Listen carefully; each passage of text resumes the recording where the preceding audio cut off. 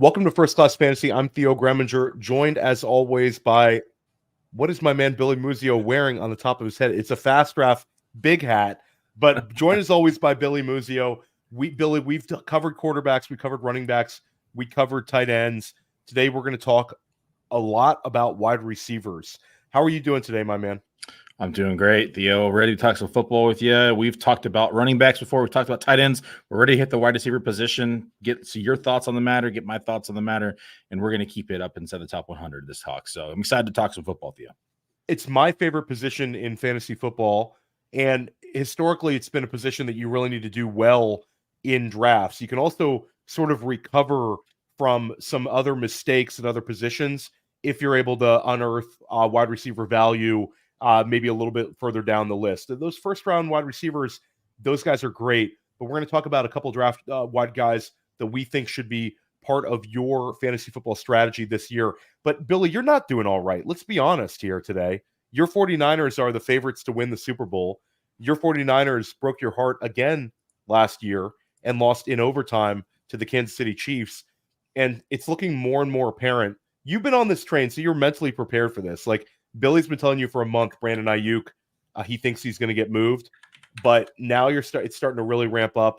Brandon Aiyuk dropped a social media post, and he deleted it saying, basically it's been real California, and then he did a Pittsburgh Steeler colored black and yellow hearts at the end of it. So, Billy, you can't be doing all right. Your 49ers are about to lose one of their best players on offensive side of the ball. So be real with us. What do you think? Do you think the trade is actually going down?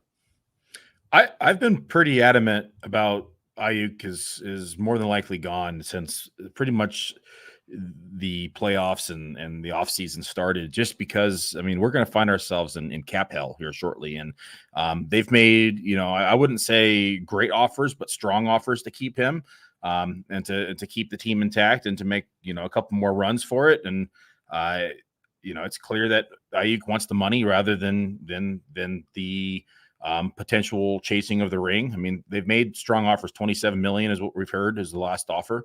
And so, he's holding out for 30. So I think at this point, I agree with the Niners. I think we let him go. I think we save the money and we build, and we've been successful at drafting wide receivers anyways. We drafted Aiyuk, we drafted Deebo, we just took Pearsall. So if we can keep this streak going and we still have Kittle and we still have Christian McCaffrey. So we got other weapons. And so I think that, if you can't be a team player, I'd say go ahead and let him go and let's move on. If anybody's ever seen the movie Spaceballs and you're not watching on YouTube and you're listening as a podcast, that's sort of like what I'm dealing with Billy right now. He's wearing one of the Brian Robinson-sized hats. So, Billy, when I'm looking at you, it literally says it's like fast draft with no eyes and then a beard. So it's a little throwing me off a little bit. But yeah, it's regarding Aiyuk, let's say he's gone. So I tweeted out this morning that Deebo Samuel could be in for an absolute monster year if Brandon Aiyuk is moved. Deebo Samuel last year averaged 16 points per game. And this is a guy who had 7 games out of 15 games played with Brock Purdy at quarterback, the first full season of Brock Purdy as your 49ers quarterback. Deebo had 7 games of 18 points or more. And what's very interesting is the one single game that Brandon Aiyuk missed, Deebo had 12 targets, 6 catches, 129 receiving yards, and 1 touchdown. They also gave him a rushing attempt that game that didn't go anywhere. And what's telling to me is that was the season high in targets. So Deebo, you agree on. What are your thoughts? Where would you move Deebo immediately in the wide receiver rankings if a Brandon Aiyuk trade were to go down? Yeah, I've played with the projections, and like I said, since I've kind of been anticipating this, and so I have. If you adjust the numbers and give out all the targets accordingly, Deebo moves up to wide receiver 10, just one spot ahead of Marvin Harrison Jr. And that's just based on the opportunity share and his role in the offense. And I think that he'd probably lose some of the rushing touches just because they're going to need him more as a more traditional receiver, and they'll still get creative with them, throwing him bubble screens and such. But I think he would probably, I wouldn't think he'd be eliminated from the running game, but I think that he would drastically be reduced. So he moves up to wide receiver 10, and then Kittle actually gets a big bump. He's now inside the top 3 for me. Wow. At the position. And there's a real argument to be made as number 1, just because he's very efficient and has, a ton of yards after the catch. And so inside this offense, if he's seeing a larger role inside the overall targets, he has every opportunity to succeed there. So I would say you could argue for him being number 1 at the position, but number 3 is probably realistic. And then that gives Deebo into the top 10. The other ancillary pieces like Pearsall, Juan Jennings, and they all bump up, and even McCaffrey gets another bump up in terms of target share. Yeah, and I wanted to keep this wide receivers only, but we got to talk about what you just said, because we talked in the pre-show about this.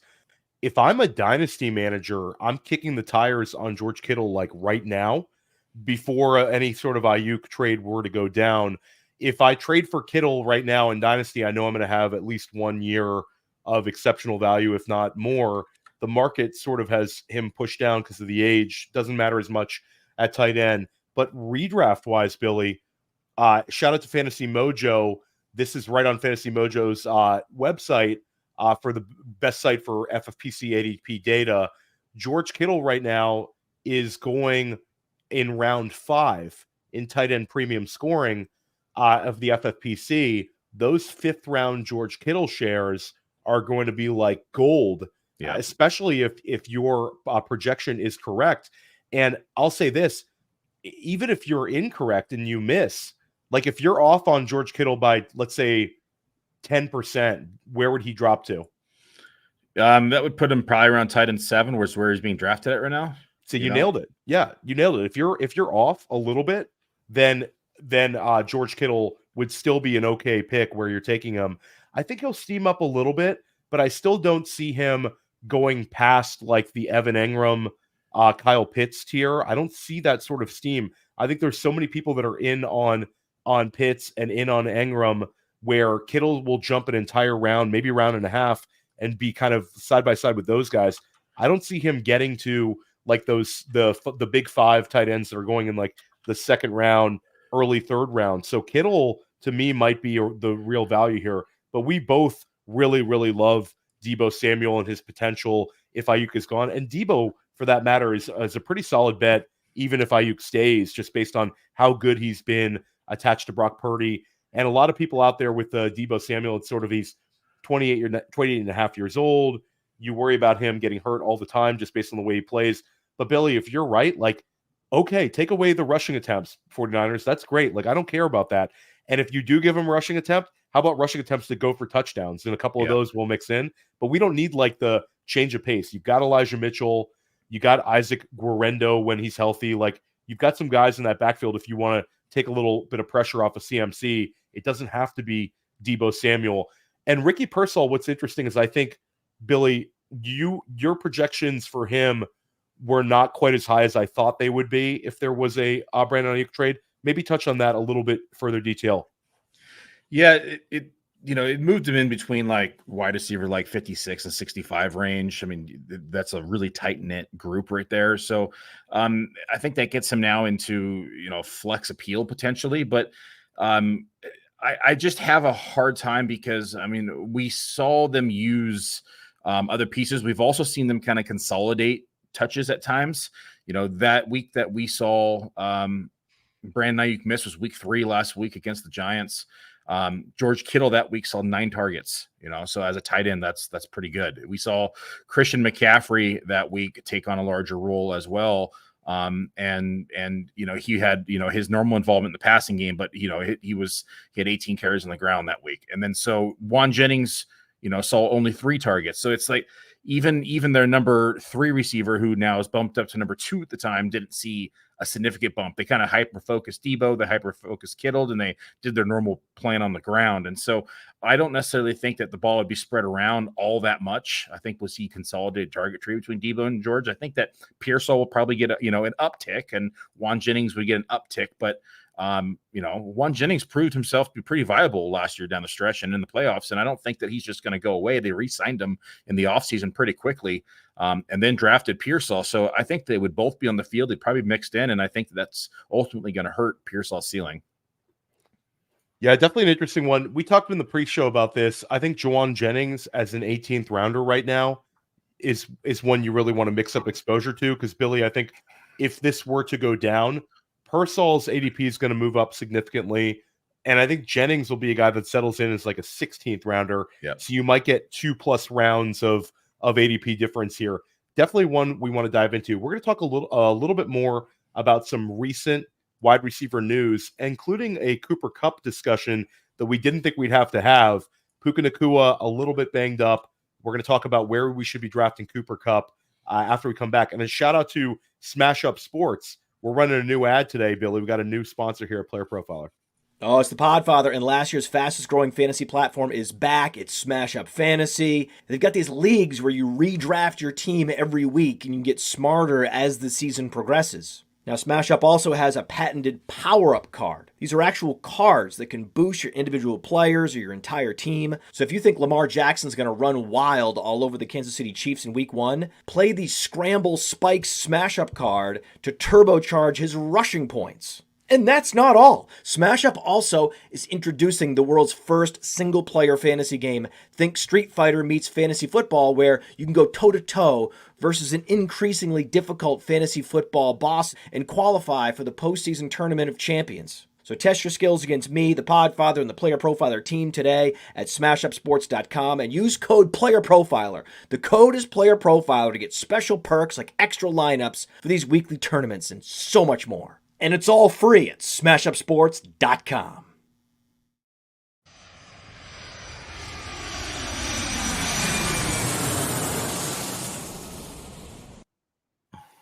Billy Muzio with the Podfather making a Street Fighter reference. Who was your chosen character when you played a little Street Fighter back in the day?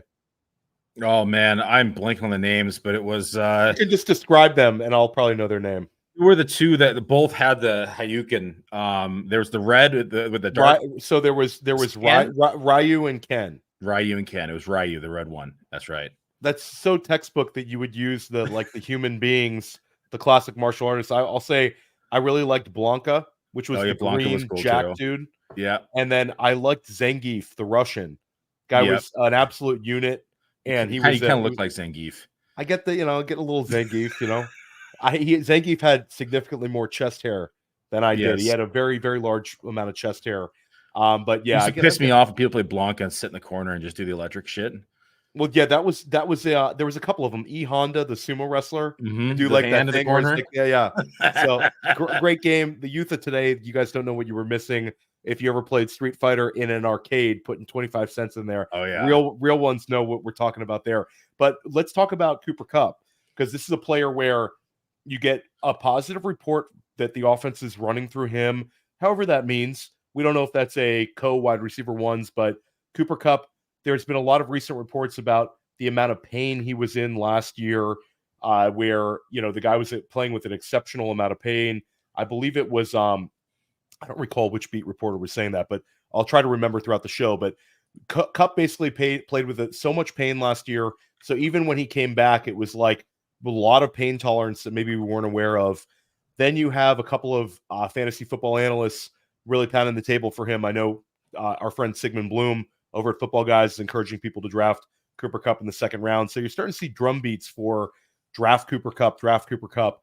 Then you get Puka Nacua week to week is how it's being described by Adam Schefter with a knee injury. Then we had clarification that it's nothing serious, but it's still, we never like hearing the words knee in August. Mm-hmm. Should we be adjusting Cooper Kupp here, Billy, at 30 years old? Yeah, I think so. We have seen that when he has been on the field, and even the weeks that we saw Puka, kind of blowing up, there was kind of the yin and yang kind of, dual threat here between the two of them. These guys, operated in tandem. And so I definitely think that, Cooper Kupp's best days are probably behind him. We're probably no longer going to see the wide receiver one that we saw in 2022. But this is a guy that, if he's still given, 10 targets or 9 targets a game, or, there was times last week we saw 12, 9, 10, 8, 10, so if he can maintain that throughout the season, this is probably probably a high-end wide receiver 2, quite frankly. Like, I can do it live. Let me punch it in real quick. Punch into the numbers here. Move him to 24.5% target share. We'll move Puka down from 27 to 24. We'll give Demarcus Robinson, a percent, and we'll give Tutu Atwell percent. And that's a quick conservatively. Yeah, wide receiver 13. There you go. Definitely an interesting one. And he's one. It's crazy that a year ago, Billy, if we went back to like last June, and I told you Cooper Kupp was now going side by side with Nico Collins and Mike Evans in ADP. I mean, we're talking about a guy who had the most fantasy points per game for 2 straight seasons. 2022 season got cut short, but 2021 was incredibly effective. One of the best wide receiver seasons we've ever seen. Was a guy that steamed up to the number 1 overall pick in a lot of FFPC main events and FFC primetime drafts in 2022. So it would be crazy to see him reach that level again. But one thing is for sure, that in the Sean McVay offense, McVay is going to find a way to get fantasy scoring out of his top options. If Puka misses even a little time and Kupp is healthy, then those particular weeks, the guy's going to be in your weekly rankings, Billy, is going to be a top 6 play at the receiver spot potentially. So that's one to keep an eye on. I'll go. Let's stay on those ADP questions right now. Cooper Kupp or Mike Evans at ADP? I mean, which way are you going? Yeah, I had these 2 closer to begin with. I think given the injury, I'd probably lean Cooper Kupp, just because we have seen them hyper focused, where Evans has never really been a massive target guy. He's been hyper efficient in the red zone, and have big plays, but I'd want the guy with more volume that's probably going to see 130, 140 targets. So I'll lean Cooper Kupp here. Okay, I'm going to agree with you on that, Cooper Kupp. Here's one that I find a little more difficult. Jalen Waddle versus Cooper Kupp. They're also side by side. Waddle goes ahead of them.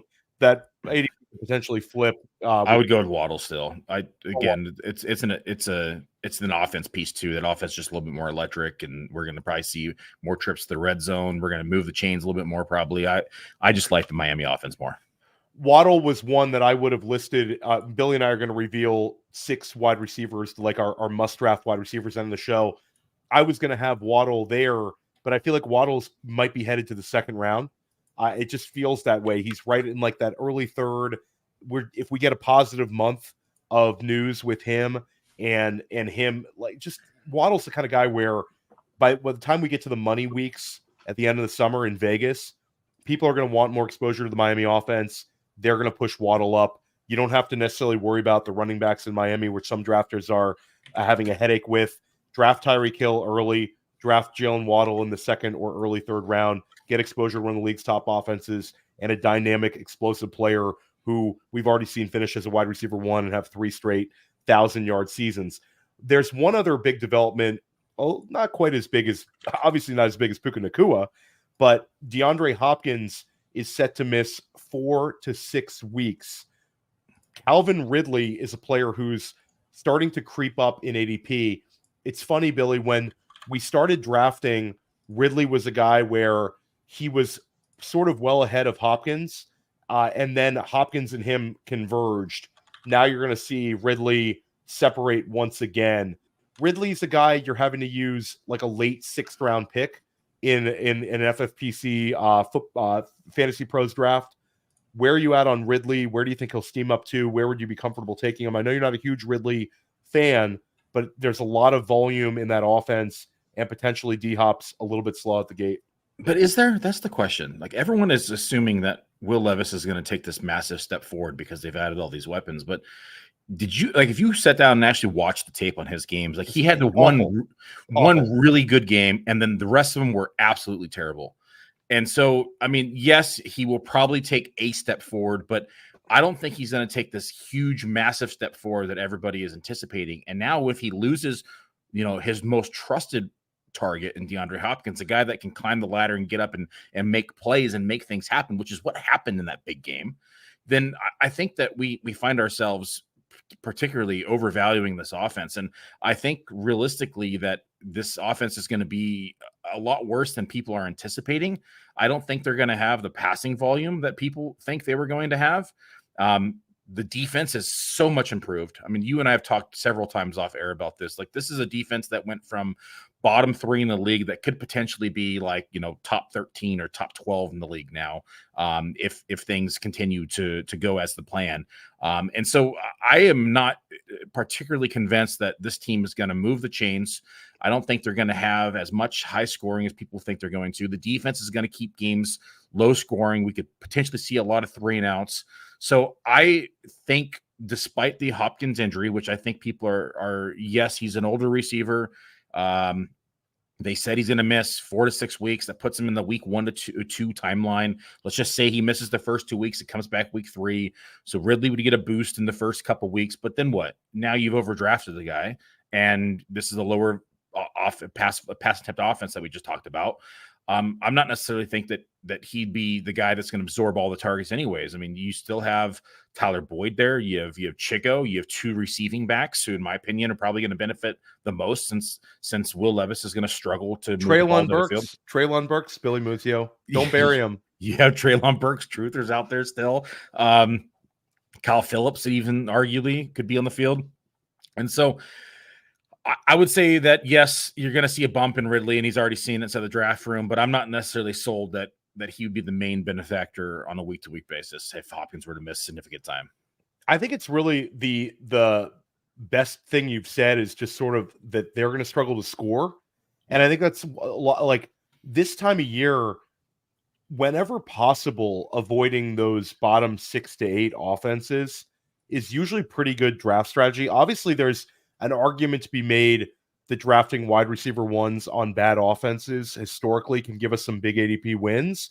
But the thing about Ridley is you lose that edge when you're having to use potentially an early 6th rounder than, having this late 7th rounder like we could have before. So I know that a lot of people in the comments could probably point out guys like Amari Cooper 2 years ago, guys like Tyler Lockett 2 years ago. Like, there's been plenty of these times where Mike Evans, offenses, I think, are even better than what this offense is. 100%. I mean, I don't think this is like a bottom 3 or 4 or 5 offense, but could it be bottom 8 or 9? Absolutely. Bottom 10, sure. I think it's probably projected that way in Vegas. Bottom 9. It's just overall scoring. It could also be sort of a transition year for Brian Callahan to implement this. Will Levis might not be the guy next year. I think they're doing everything they can to see if he's the guy. And they obviously drafted an offensive lineman in the draft. They signed all these veteran receivers, but definitely an interesting one to keep an eye on. Let's quickly, let's just talk very quickly. Where would Brandon Aiyuk drop in your projections if he were to be moved to Pittsburgh? Without really discussing the other Pittsburgh Steelers, right now, Brandon Aiyuk is going in the 3rd round, right around 3-4 turn, Billy, is where drafters are valuing him. Last year, obviously, he finished as a high-end wide receiver 2 on only 105 catches. He was awesome. Where do you see him in a Pittsburgh offense? Pittsburgh offense, I think he probably slides in as the wide receiver 1A. I think Pickens probably would be the 1B. Pickens, of course, took a huge step forward last year, but didn't really command a lot of targets, where I think Aiyuk would command more targets. So I'd say we probably see Aiyuk in that 130 target range, which, in comparison to the projection that I have now with Brandon Aiyuk is about 117. So that'd be an uptick of about, a little over 10%. So I would say that actually significantly might actually boost him in fantasy scoring.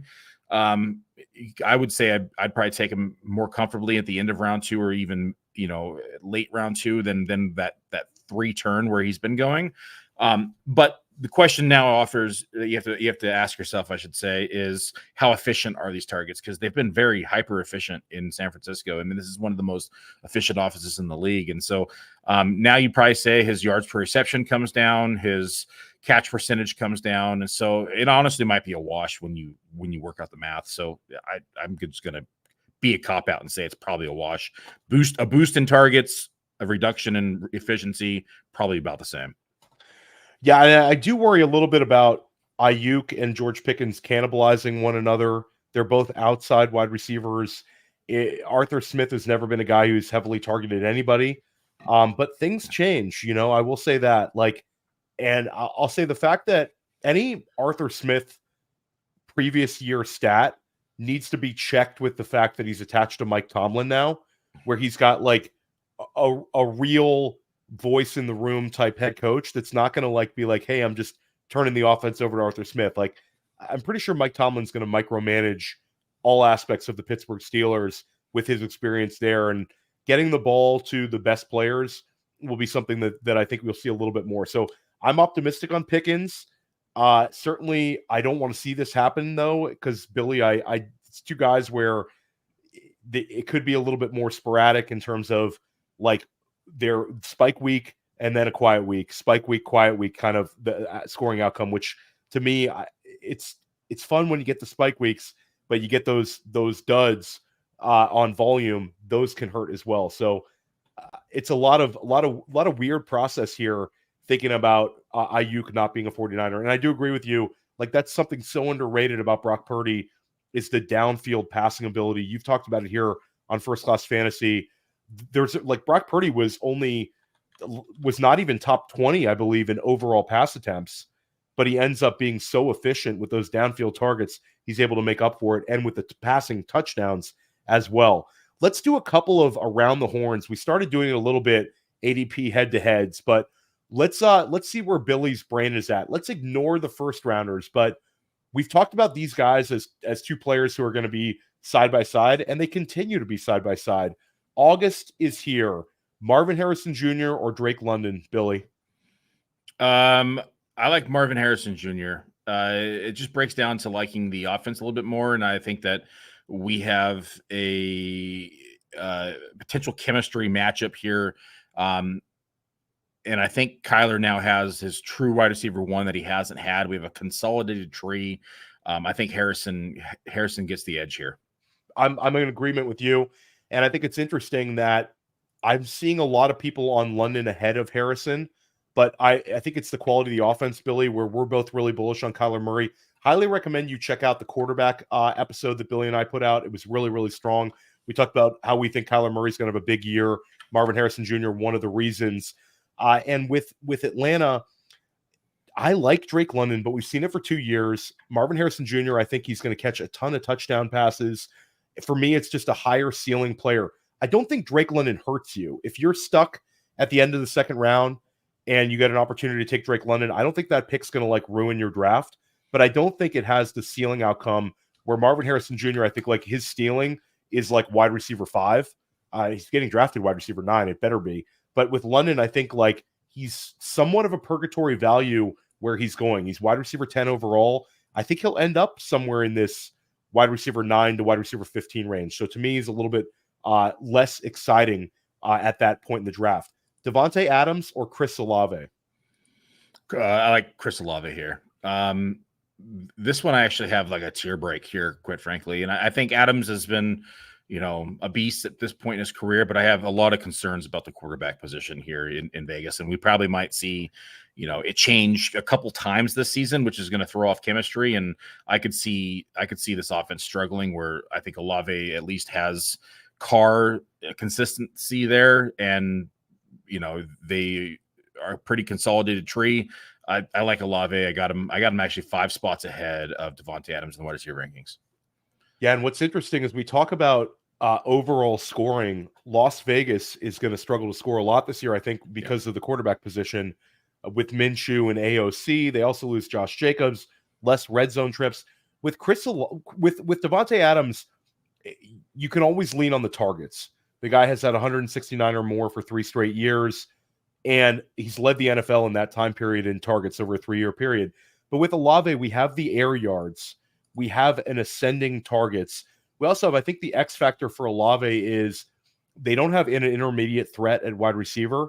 I think you could see a little bit more manufactured touches for Olave, giving him like a higher weekly fantasy floor. I think year 3 for Olave is going to be the year we wanted last year, where you saw drafters steaming him up. So I agree with you. I'm going to take Olave, the younger player in this situation. Let's go with 2 players that are actually very close to one another in ADP. DJ Moore or Stephon Diggs? DJ Moore or Stephon Diggs. I lean DJ. Man, this is a tough one. Very tough. And it's the market, I think, is correct to keep them close. I'm pulling up my rankings. I have to confer to the rankings because I'm mentally split here. I looked okay. So Stephon Diggs, I have 3 wide receiver spots ahead of him. And so, but this is the challenging aspect, is because the Houston Texans offense was one of the most challenging offenses to project, just because of all the mouths to feed. And we've talked about this offseason, but we're starting to get positive buzz out of camp for Stephon Diggs. He's kind of emerging as that receiver. I think this is where it hurts the other receivers more. And if this continues, I think Stephon Diggs might be a value in drafts this season, especially based upon how much this team's going to move the ball in the red zone attempts. So I'm going to stick to the guns, 6th projection to say Stephon Diggs. I think I'm going to go DJ Moore with an asterisk. I think that this is why I do like paying attention to what's going on in training camp when it's coming from multiple angles. The Houston Texans are a team that I think is well reported when it comes to beat reporters. There's a couple of very recognizable names that understand the pace of the team. And I know through the first week of training camp, Stephon Diggs was leading all their wide receivers in targets in the first team offense. I said that the wild card here is CJ Stroud last year played with a bunch of wide receivers who were sort of up and coming. Nico Collins and Tank Dell beat expectations, but neither one of those guys was like a massive voice or sort of a veteran that had a massive presence. With Stephon Diggs, you still have CJ Stroud as an extremely young quarterback. Despite being an exceptional talent, is there a little bit of a veteran deference where Stephon Diggs is a guy who was the wide receiver 1 in Buffalo for multiple seasons? Does he come into Houston and like healthy Stephon Diggs is one where he kind of establishes himself as like a guy that CJ Stroud wants to lean on a weekly basis? I know that sounds sort of simplistic, but it happens in the NFL more times than not where offensive coordinators and quarterbacks will defer to veterans, especially early on in the season. So for me, I think that's sort of the wild card. It's really close though, Billy. This is a really tough one. I wish I didn't even ask it. It makes my brain hurt. Let's go with one that's a little bit, I think, a little easier for us, but I don't know. This one might make your brain hurt. Amari Cooper or Zay Flowers? Amari Cooper or Zay Flowers? Oh man, this is another one. I think that Amari Cooper's actually mispriced this year. And I really do like Zay. These are good ones, Theo. Well, I'm using ADP, so you can thank the market. I have these guys almost back to back. I got Cooper at 29, Zay Flowers at 31, but there's a real argument to be made both ways.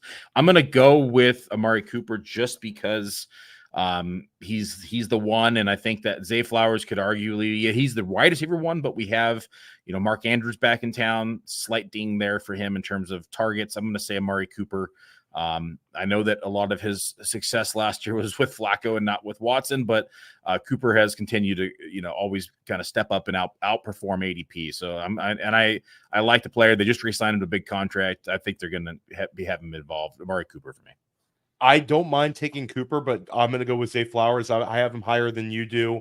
I think one thing that I've enjoyed reading is Isaiah Likely. Some of the Baltimore beat reporters think that he could be the number 3 target on the team. And to me, that's a big indictment on the wide receiver room.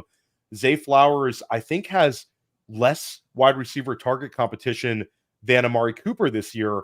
And not saying that Jerry Jeudy is going to be a massive thing, but I think he's going to be something. And I think Elijah Moore and Cedric Tillman as well, a little bit more wide receiver competition for Amari Cooper than we've seen in Cleveland in previous seasons. I do think the pass volume in Cleveland is going to go up a bit. But it's actually kind of similar because David Njoku is going to be is a guy where I don't think they're going to get away from Njoku. Like that's the whole argument with Njoku was a product of Joe Flacco. I think that a little bit of self-scouting is Njoku is really good down the stretch, and we're going to lean on him, especially with Nick Chubb missing some time. So we're bumping heads on that one. But again, I don't really care. I think both are okay answers here. Let's go a little bit further down the list. Let's go. I actually got a really good one. Let's go Christian Watson or Ladd McConkey. I'm going to Christian Watson. I'm going to go for the upside here. I think that I like Ladd a lot, but I do think Palmer's going to be involved. Quentin Johnson will get his targets and drop the passes as normal. They're going to try to run the ball more. So I think Watson has the kind of the allure of his season that has not been there. Like, right. It's that that tease of this is a guy that could be just absolutely dominant and massive inside of the touchdown category and big plays. And so I think that I'm hoping his hamstring is better. I'm hoping that he's got it equal now in terms of muscle mass, and I'm hoping for that big season. Let's go Christian Watson. Okay, let's I'm gonna go Watson there as well. I don't feel great about it. I just worry about that Chargers offense sort of being a train wreck in terms of leaning on pass catchers. I do like Ladd McConkey, but I think that there's a chance that Watson catches a bunch of touchdown passes. McConkey's going to have to do it on target volume, which on a team where I don't think they necessarily want to pass. McConkey getting steamed up to like the 7th round now, it's a tough one. It's a really, really tough one for me. Cortland Sutton or Brian Thomas Jr.? Yeah, you already know the answer. Go on. I know it's Cortland Sutton. I want to argue with you because I'm pro Brian Thomas Jr. I think he's going to be good. But Billy, your team Cortland Sutton, and I think they're both fine. And then you start getting into the actual weeds of like wide receivers you're not really that excited to draft. I mean, to me, those two guys, and then you get down to like the Curtis Samuels. There's so much wide receiver steam that there's less wide receivers like after pick 100 in FFPC and even earlier in NFFC where you just don't really want to dive into those guys. Let's add a little context with that. Curtis Samuel versus those two guys. Oh man, Curtis Samuel's intriguing. I still like Cortland Sutton. Again, just big-bodied receiver, probably dominate red zone touches, and I'm gonna lean that way. But Cortland Sutton, I mean, I think Curtis Samuel is definitely a good name to throw in the mix here, just because he's probably gonna see a fair share of carries as well as creative touches, and I think that he could potentially see upwards of 22% target share at some time in time. So, but I do think Cortland Sutton probably the most safe bet here in this area. Yeah, so for me, I think I'm bullish on Brian Thomas because I think that there's a chance that he could step into the Ridley role. I believe in Brian Thomas over the second half of the year. With Sutton, there's going to be certain limitations with the offense. With Samuel, I think I know what he is as a player. Him having his best season ever would be like a wide receiver 23 finish. He's had one wide receiver 2 finish in his career, and it was low-end wide receiver 2 production. And that was years and years ago with Joe Brady in Carolina. Samuel, the X factor, I think, would be if they're going to give him some of those manufactured carries, which we've seen for him. But for Brian Thomas, if I'm going to bet on a wide receiver in this range, it's probably not a guy I'm going to have to start early. So I'd like to see what happens where maybe over the second half of the year, he really becomes a thing. Athletically gifted. We've seen Trevor Lawrence elevate multiple pass catchers, including one we're going to talk about in a few moments here, but that was really fun. But now let's get to the part of the show everybody wants to know, the must draft wide receivers. Billy and I are going to drop 3 each. Billy, let's start out with you. Let's start out with your highest player in ADP. Let's talk about Michael Pittman Jr. Yeah, I really like Michael Pittman. Last year, I have to say I was wrong on how I thought this offense was going to look with Anthony Richardson, and I was right in the point that where I did not think Richardson was going to be an accurate passer, but they actually threw the ball more than I was anticipating in his healthy games, and not only that, but Pittman was just hyper focused. And this is a guy that we talk about who had a 30% target share last year. Now I'm not expecting that. I have regression in there. They've spent some draft capital position. They have some other pieces returning, and so I have him projected more for 26% range. But he was even targeted at a rate of 28%, which was wide receiver 8 in the league. Snap share, he was 92.9% on the field, so he's number 4 in the league. 100% route participation, tied for number 1 at the position. I mean, this is a guy that is on the field. He's not coming off, and he is one of the go-to targets as a big-bodied receiver in this offense. And so I always joke around and say, inefficient or, inaccurate passers always target the big guys, the Mike Evans, the Michael Pittmans. These are the other guys that can go up and make a play and make the quarterback look better. That's Michael Pittman in this offense. And I think that He has the largest role in this offense and probably the most, steady in terms of consistency as well. And if we see that type of target share again, this is a guy that's probably being underdrafted. Yeah, it's like this is the most dad joke-ish I'm gonna ever get on First Class Fantasy, but it's sort of like the story of the three bears with Michael Pittman Jr.'s ADP. 2022, he steamed up way too high, Billy. This is like second round Michael Pittman Jr. doesn't deliver value and too high. Then it was too low in 2023, where last year we saw him go like wide receiver 36, wide receiver 37 in ADP, crushes that. This year kind of feels about right, where you're using a fourth round pick on him. And it's a guy who we've seen have an over 150 target season. He's being valued as a low end wide receiver too. It sort of feels like I'm drafting him at his floor. Now, I think with Michael Pittman Jr., if we would have seen that unbelievable smash season, it would have been last year. But I still think he's not going to hurt you where you're drafting him. Like, he's got some room to beat his wide receiver ADP by like 8 spots, and you're using a pick in the draft that's not going to hurt you. Apologize to everybody out there for that dad joke. It's really, really painful. For me, I'm gonna go with Devonta Smith, and this Devonta Smith is one where we've seen him finish as a wide receiver 1. He did it in his second year. This is a guy where Philadelphia paid him, and in terms of points per game, he was finished as wide receiver 20 in points per game last year with 14.2 points per game. The year before, he averaged 15 points per game. And now Devonta Smith is being valued as wide receiver 21. So you're drafting him lower than his points per game finish over the last 2 seasons. And what's interesting is there's been a number of the Philadelphia Eagles veteran players and beat reporters talking about Devonta Smith lining up in the slot this year. And he's been doing it early on in training camp. You're talking about in the Kellen Moore offense. That's where we were seeing Keenan Allen last year when he was so effective. A.J. Brown is an unquestioned alpha, a guy who could be a Billy Muzio. You probably have him at 28% target share, A.J. Brown, right around there. Like, A.J. Brown is it.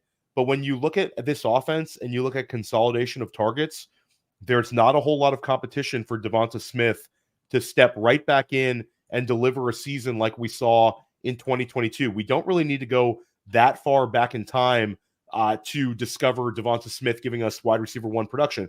And Billy, last year, Devonta Smith had a 22.8% target share. The year before, though, he was 27% target share. Split it up in the middle, called Devonta Smith 25% target share player. The overall target's going to go up. The passing volume in this offense should increase with Jalen Hurts within a Kellen Moore offense. So for me, Devonta Smith, easy click when I'm OTC. Yeah, I like Devonta Smith this year as well. And you touched base on the Kellen Moore signing. I think people don't give Kellen Moore enough credit for what he's done. And, he's found himself kind of bounced around as of late, which I do think this is a good landing spot for him in Philly. Philly had its struggles last year altogether, and I think the team just kind of gave up down the stretch, honestly. And we saw it in the way they were playing. And I don't necessarily think that the Devonta Smith, I should say, downtick was 100% his fault there. This was kind of an overall team implosion, and he was just kind of along for the ride. I do have him at 24% target share to get there. That puts him as wide receiver 13. So I am higher on him than the masses. So I like this one, Theo. I like when you agree with my targets, Billy. It's good stuff.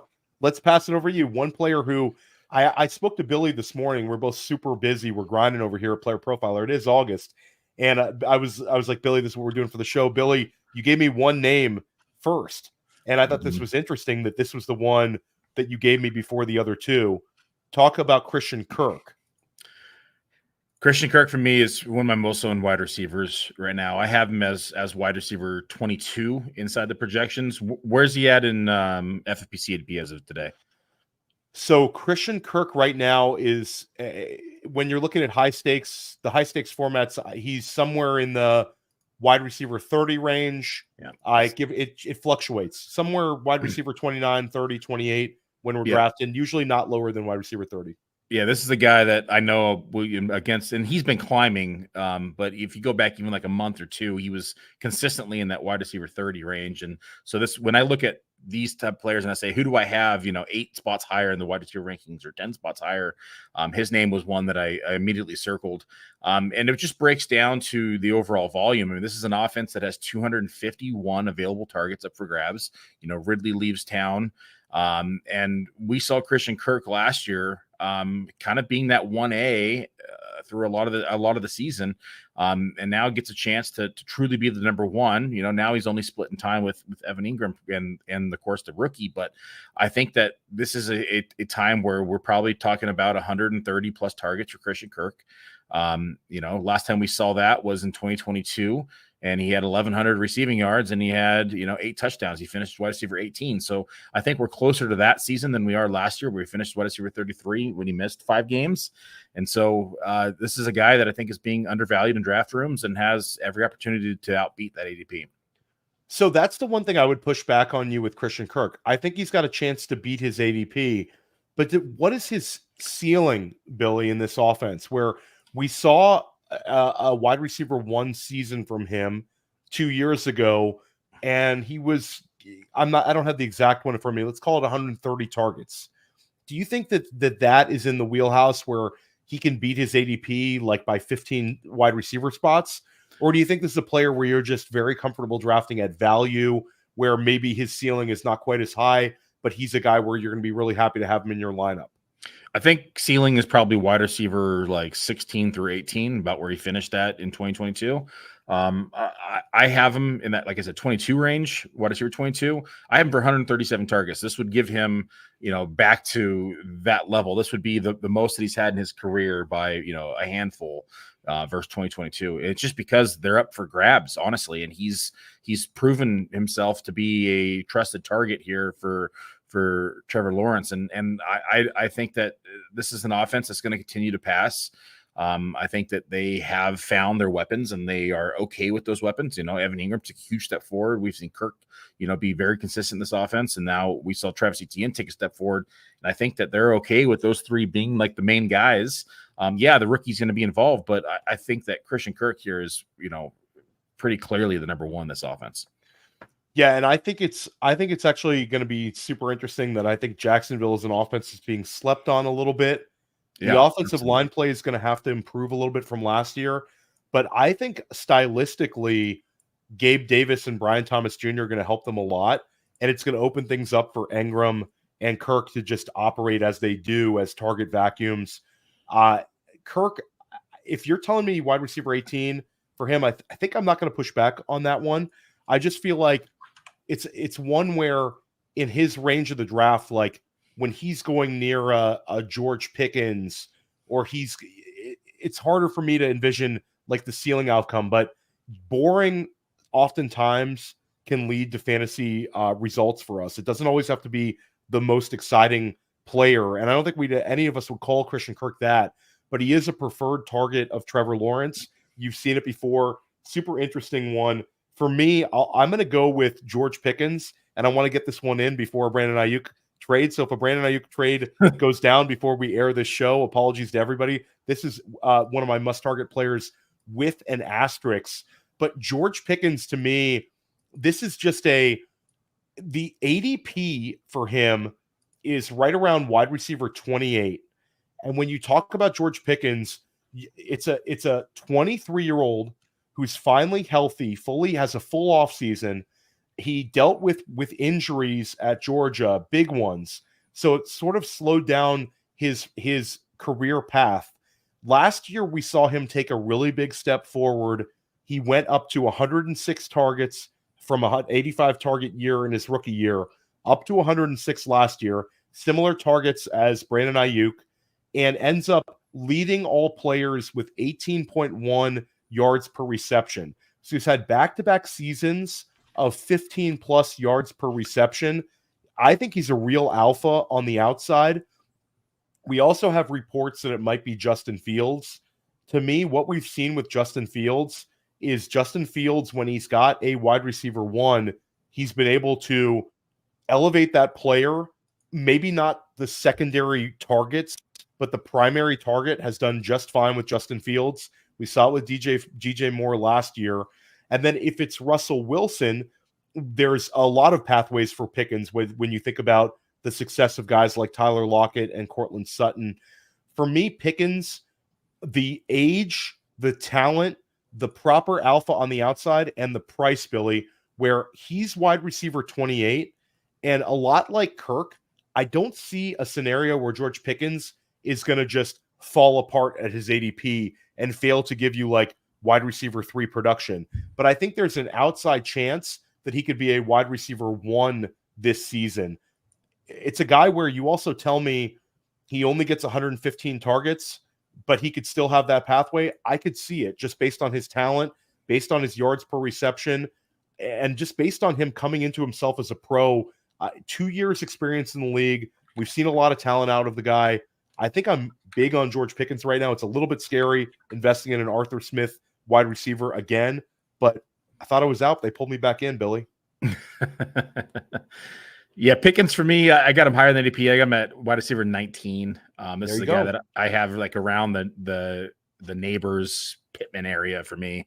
And so this is a guy that I think that has every opportunity to succeed. You hit based on most of the things. The one caveat I'm going to say is he has to command more targets in order for this to happen. This is not a guy that has gone out and been, a target monster. We're talking about 106 targets at his career high last year in 2023. If this Fields, I would say that this is going to adjust down for me, just because I don't think he's going to see the necessary targets that's going to be required for him to reach this mark. Say he's probably closer to that wide receiver 23 or 24 mark if it's Justin Fields.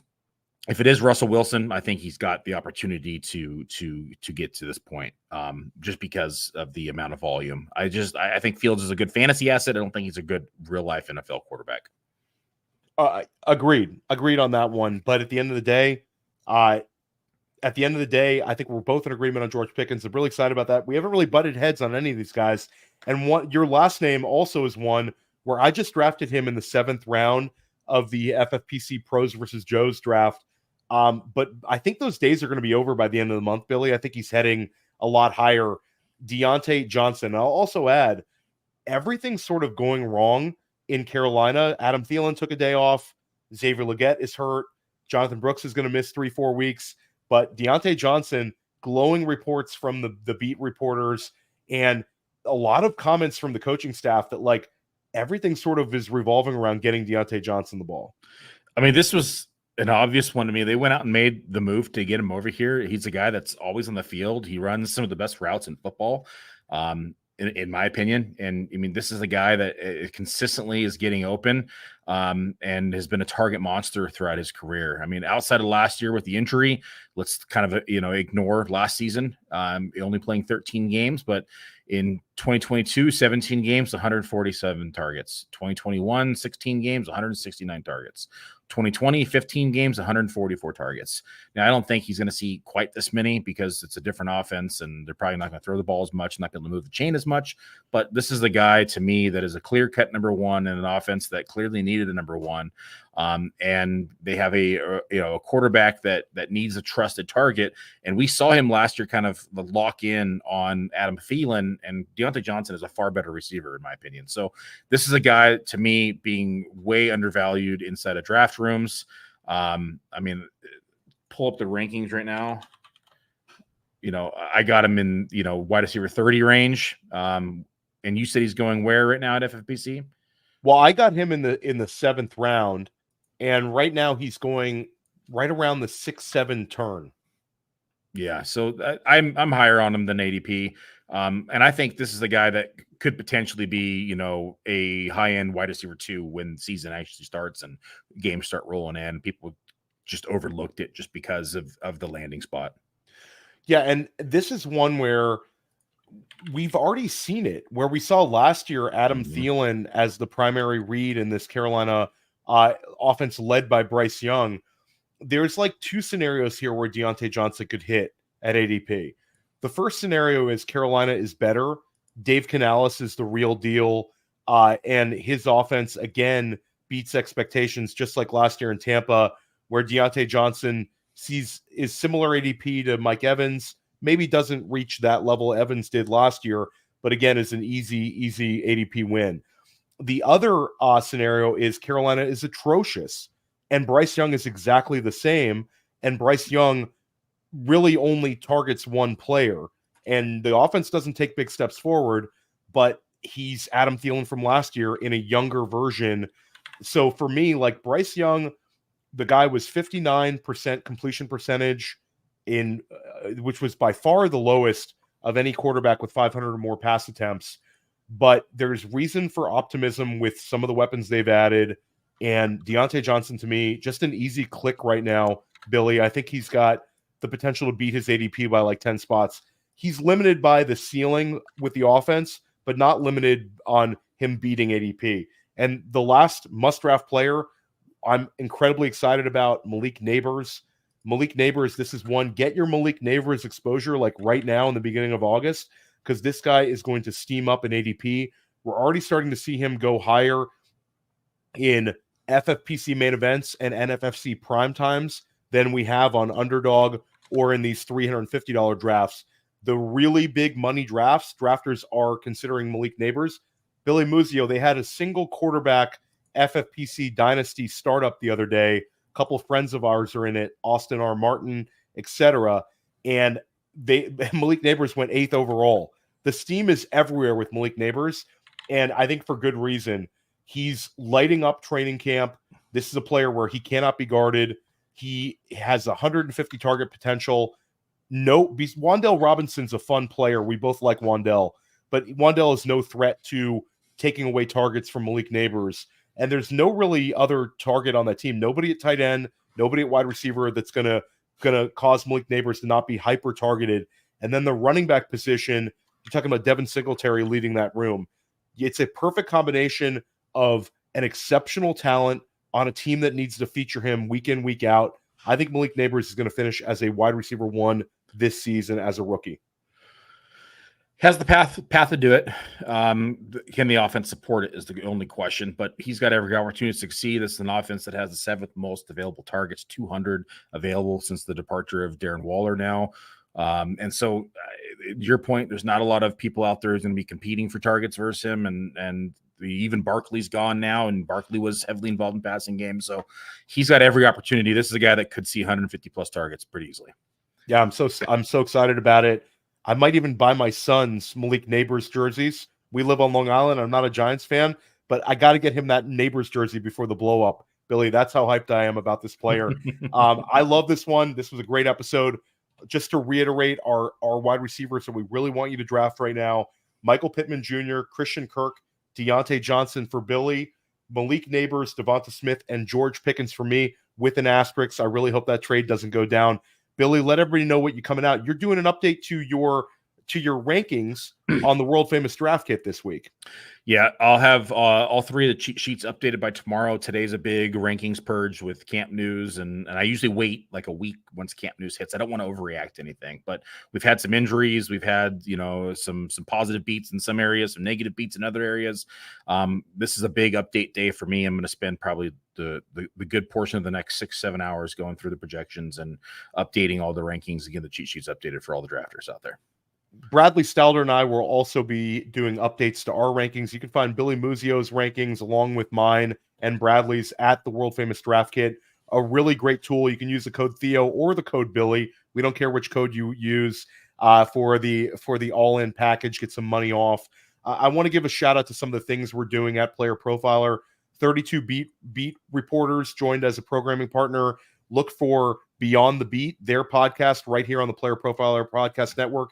And want to give a shout out to Bradley Stalder and Ryan Reynolds. They are going to be launching Man vs. Machine probably this week, Billy, if not next week. That's going to be an exciting new show. And we're going to make a number of other really exciting announcements. We've got some big stuff coming out here at Player Profiler. Billy, you're going on a little trip. We're not going to see you for a little while here, Billy. Well, let us know When are we going to get you back here on First Class Fantasy? Yeah, I will be gone the 9th through the 18th. I'll be down in Playa del Carmen, Mexico, for my anniversary with my beautiful wife. First international trip with the kids, so we're excited, man. I'm gonna be hanging out by the beach, and I'm gonna be drinking cocktails, and I'll send you some pictures. Yeah, we've got a little family trip planned at the end of August for the Gremminger family as well. So we've got to find that little window, get another First Class Fantasy. We'll probably have a guest on the next one, but highly recommend all of our positional shows. These were a lot of fun, and I think we're going to help you win in fantasy this season. We will see you soon. Smash that like button if you enjoyed First Class Fantasy.